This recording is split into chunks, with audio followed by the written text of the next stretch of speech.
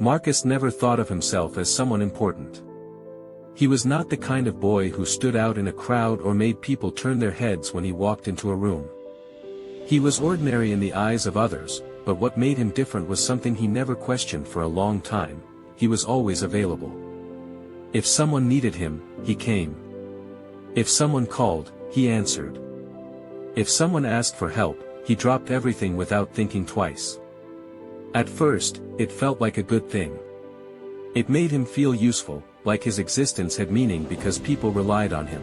He thought being needed meant being valued, and that illusion kept him going for a long time. But slowly, without him noticing, something started to shift. People didn't come to him because they respected him. They came because he never said no. His availability became predictable, and predictability has a strange way of lowering value in people's eyes. Marcus didn't understand that at first. He thought loyalty meant always being there. He thought kindness meant never refusing. But he didn't realize he was slowly teaching everyone how to treat him. The days passed in a routine he never questioned. His phone was always active. Messages always waiting. Calls always coming. And Marcus always responding. Even when he was tired, even when he wanted silence, even when his mind was overwhelmed, he still showed up for others like it was his duty. But no one asked him if he was okay. No one noticed when his replies became slower because his energy was fading. No one cared when he stayed awake late at night helping people solve problems that were never his responsibility. And that's when something began to break inside him, not loudly, not suddenly, but quietly, like a glass cracking in slow motion. He started to feel invisible in the very life where he was constantly present. One evening, Marcus climbed onto the roof of his house. It was the only place where people couldn't reach him instantly. The world below was loud in its own way, distant voices, faint movement, life continuing as usual, but up there, everything felt suspended. The sky stretched wide above him, fading from orange into deep blue. The wind moved gently across his face, almost like it understood his silence. For the first time in a long time, no one was calling his name. He pulled out his phone. 7 missed calls. 12 messages. And not a single one of them asked how he felt. Every message was a request. Every call was a need. Every notification was another demand on a life that no one seemed to think had limits. Marcus stared at the screen for a long time. He didn't feel angry. He didn't feel sad in a dramatic way. He felt something heavier. He felt empty. Because anger still means you expect something better, but emptiness means you've stopped expecting anything at all. That night, Marcus didn't respond to anyone. Not because he wanted to punish them. Not because he was trying to prove a point. But because, for the first time, he was asking himself a question he had never dared to ask before: if I stop being available, do I still matter? The silence didn't answer him. But it changed him. Because sometimes silence doesn't give answers, it removes illusions. The next morning, Marcus woke up differently. Not physically different, but mentally something had shifted. He didn't immediately reach for his phone. He didn't rush to respond to messages. He didn't jump into other people's problems before even understanding his own state of mind. He paused. That pause was small, but powerful. For the first time, Marcus allowed himself to exist before serving others. At first, nothing changed around him. People still called. People still texted. People still expected him to respond instantly. But Marcus started doing something unfamiliar. He stopped reacting automatically. He gave himself time. And that time changed everything. Slowly, people began to notice. At first it was confusion. Why is Marcus not replying? Then it turned into irritation. He's acting different. Then it turned into judgment. He thinks he's too busy now. But what they didn't realize was simple. They were uncomfortable not because Marcus had changed into something worse, but because he had stopped being easy to access. People often confuse availability with loyalty. But they are not the same thing. Loyalty is a choice. Availability without boundaries is just habit. And Marcus was breaking the habit. One of his closest friends, Zion, finally confronted him one afternoon. They stood near a quiet corner of the street, where the noise of passing life faded into the background. Zion looked frustrated, confused, almost disappointed. "You've been different," Zion said. "You don't respond like before. You don't show up instantly anymore. What happened to you?" Marcus didn't answer immediately. Because for the first time, he wasn't rushing to defend himself or explain himself to make someone else comfortable. He simply thought. Then he said quietly, "Nothing happened to me. I just stopped being always available." Zion frowned. "Why would you do that?" Marcus looked away for a moment, watching people pass by, watching how easily the world kept moving without him. Because that was the truth he had finally started to understand. The world does not pause for you. So why should you pause your life for everyone else? He spoke slowly. "Because I realized something. I was always there for everyone. But I wasn't really there for myself." Zion stayed silent. Marcus continued, his voice calm but firm. "I thought being available meant I was important. But I wasn't important to them the way I thought I was. I was just convenient." That word hit harder than anything else. Convenient. Not valued. Not respected. Just easy. There was a long silence between them. Then Marcus said something that stayed in the air like a final truth. "I don't want to be someone people only remember when they need something." Zion didn't reply. Because deep down, he knew Marcus wasn't wrong. From that day forward, Marcus didn't disappear from people's lives. He simply stopped being everywhere. He stopped replying instantly. He stopped saying yes without thinking.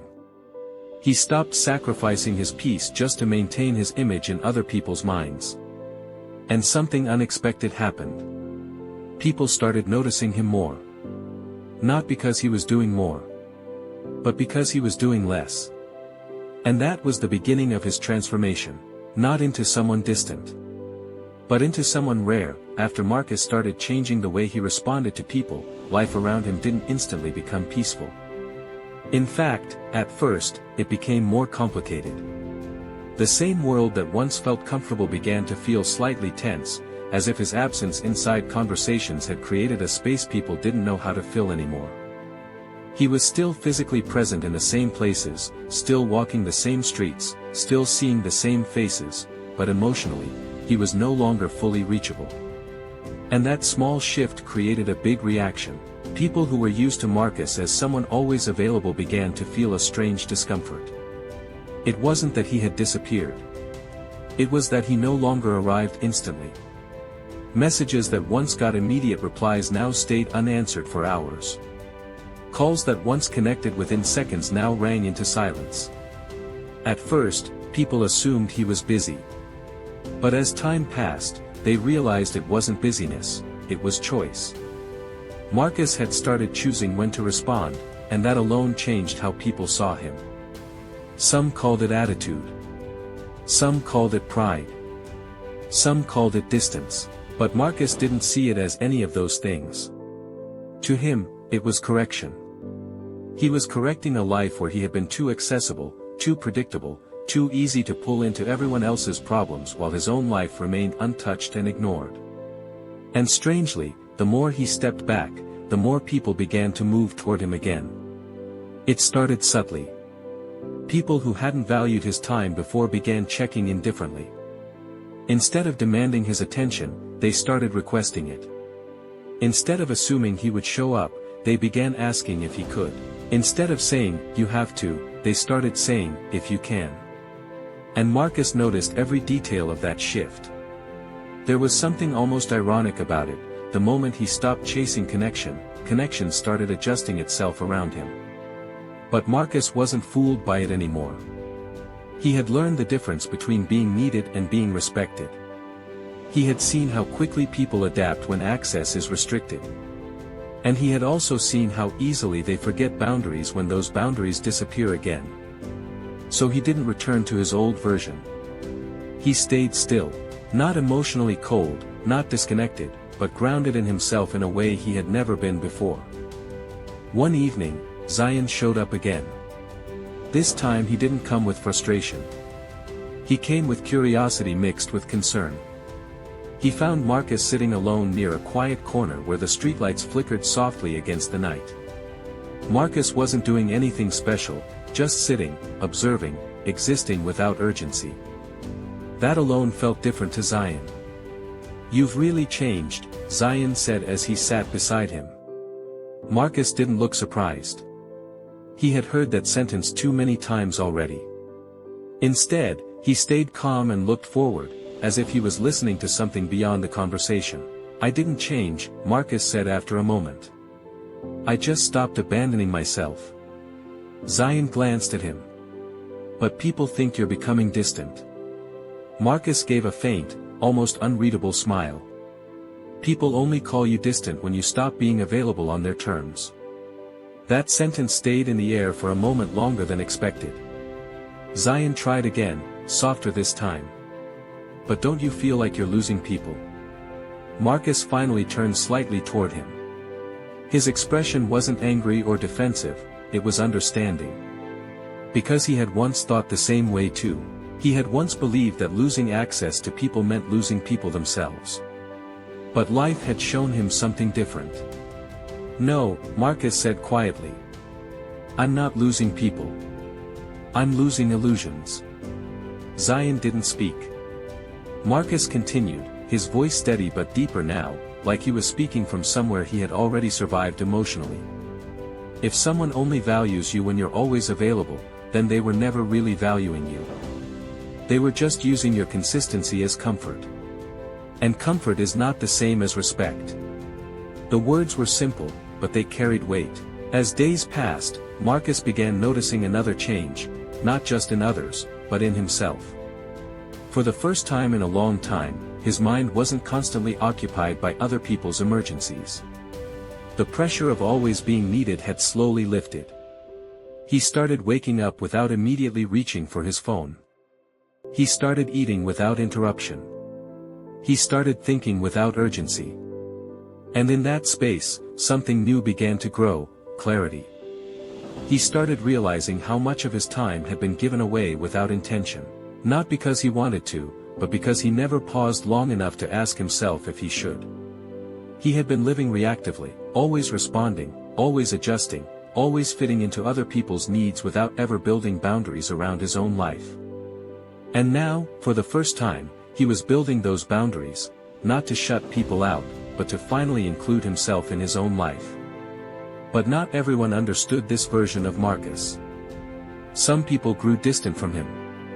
Others became annoyed. A few even tried to guilt him back into his old behavior by reminding him of how he used to be. They spoke about the old Marcus as if he was more valuable, more kind, more reliable. But Marcus knew the truth now, they didn't miss him. They missed access to him. And there's a difference most people never notice until it's too late. One night, Marcus stood alone again, looking at the same sky that had once felt heavy with emptiness. But this time, something was different. The sky didn't feel empty anymore. It felt wide. Spacious. Like it wasn't demanding anything from him. He realized something important in that silence. Being rare wasn't about disappearing. It was about becoming intentional. It was about not giving everyone unlimited access to your energy, your time, your presence. It was about understanding that presence has value only when it is not wasted. Marcus closed his eyes for a moment and let that truth settle inside him. He wasn't becoming less. He was becoming selective. And in a world that confuses availability with worth, selection is power. Marcus didn't wake up one day feeling powerful. There was no sudden moment where everything became easy, no dramatic shift where life started rewarding him for his distance. Instead, it was a slow realization built through silence, observation, and the emotional weight of finally choosing himself after a long time of not being chosen by others. The world around him continued the same way it always had. People still needed things, still demanded attention, still reached out when it was convenient for them. But Marcus was no longer moving at the speed of others. He had started moving at the speed of his own thoughts. And that made all the difference. Where he once responded instantly, he now paused. Where he once said yes without thinking, he now considered. Where he once rushed to solve problems that were not his, he now stepped back and watched people solve their own lives. And in doing so, something unexpected happened. People began to realize his absence more than his presence. Because presence becomes ordinary when it is unlimited, but it becomes valuable when it is controlled. At first, people tried to adjust to Marcus's new behavior. They told themselves he would go back to how he used to be. They assumed this was temporary, just a phase, just a mood. But as time stretched on, they realized Marcus wasn't returning to the old version of himself. That version, the always available, always responsive Marcus, was gone. And slowly, their behavior changed too. Some people stopped reaching out altogether. Not because Marcus rejected them, but because they realized they could no longer depend on instant access. Others started treating him with more respect, more caution, more intention. They no longer demanded his time, they requested it. They no longer expected him, they appreciated him. And Marcus noticed this shift without needing anyone to explain it. He understood something very clearly now: people don't respect unlimited access. They respect controlled presence. One evening, Zion came to him again. But this time, there was no confusion in his expression. Instead, there was something closer to realization.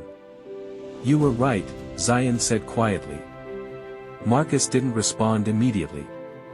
He simply looked at him, waiting. Zion continued, "I thought you were becoming distant. But now I see, you were just setting boundaries."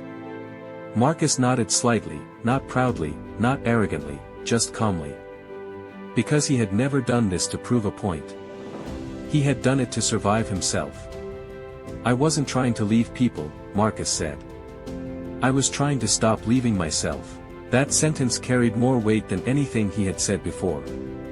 Zion sat down beside him, both of them looking forward at the quiet street. The world was still moving, cars passing, people walking, distant voices blending into the night, but something about their space felt different. More grounded. More honest. Zion asked softly, "Do you ever feel lonely?" Marcus took a moment before answering. Because the old version of him would have confused loneliness with silence. But now he understood the difference. "Yes," Marcus said. "But not because I'm alone." He paused. "Because I finally stopped distracting myself with people who were never really present for me." That truth was uncomfortable, but real. As Marcus continued living this new way, he noticed something deeper unfolding inside him. He wasn't just changing how others treated him, he was changing how he experienced himself. There was less anxiety now. Less urgency. Less emotional exhaustion. He no longer felt like he was constantly being pulled in 100 directions. Instead, he felt centered. He began to understand that peace doesn't come from being needed everywhere. It comes from being aligned with yourself in a way that no external demand can disrupt. And for the first time, Marcus felt that his life belonged to him again. But the biggest transformation was not outside of him, it was inside how he valued himself. He stopped measuring his worth by how quickly he responded. He stopped believing that being always available made him a better person. He stopped thinking that saying no made him selfish. Instead, he started seeing boundaries as protection, not rejection. Because every yes given without awareness is a silent no to yourself. And Marcus was done saying no to himself. One night, standing alone under the open sky, Marcus reflected on everything that had changed. The same stars were above him, the same wind moved around him, the same world continued without pause, but he was no longer the same. He wasn't louder. He wasn't colder. He wasn't distant in the way people once assumed. He was simply no longer available to everything that didn't value his presence. And in that realization, something powerful settled inside him. Being rare was not about being seen less. It was about being respected more. It was about not allowing your time to become something people consume without appreciation. It was about becoming someone who exists by choice, not by demand. Marcus closed his eyes and let the silence hold him without resistance. For the first time in a long time, he wasn't waiting to be needed. He was simply existing, fully, intentionally, and freely. And that was his real transformation. Not becoming unreachable out of pride, but becoming unreachable out of self-respect.